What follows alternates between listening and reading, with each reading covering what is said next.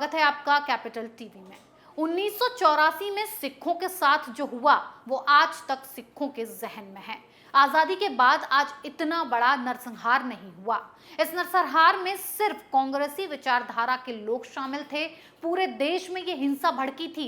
हिंसा के कुछ आरोपियों को सजा मिली, लेकिन कुछ परिवार आज तक भी न्याय की बाट जो रहे हैं। लेकिन हिंसा के 38 साल बाद योगी सरकार ने उन परिवारों को न्याय दिलाने का काम किया है। कैसे हिंसा के आरोपियों पर योगी का शिकंजा कसा है, देखिए इस रिपोर्ट में।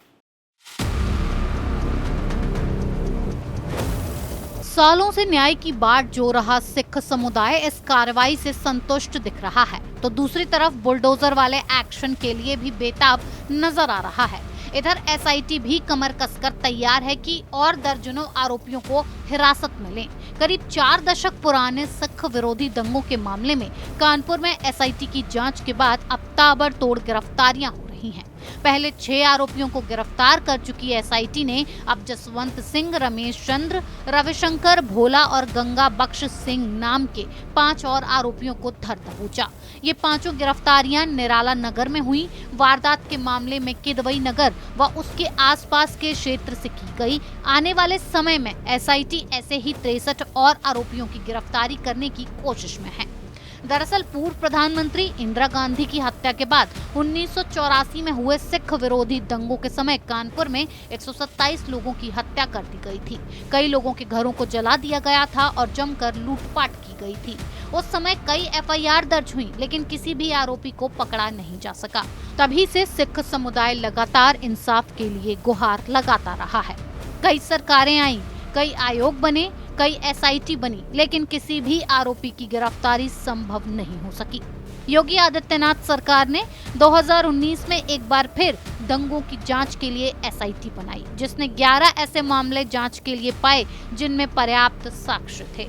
नतीजा ये हुआ कि 11 मामलों में पर्याप्त सबूत और गवाह मिले तो 96 आरोपियों के नाम निकलकर सामने आए।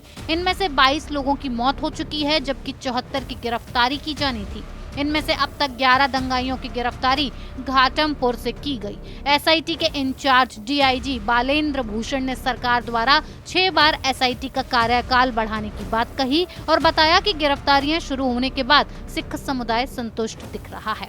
भूषण के मुताबिक सिखों का कहना है कि पुरानी सरकारों ने केवल उनकी भावनाओं के साथ खिलवाड़ किया।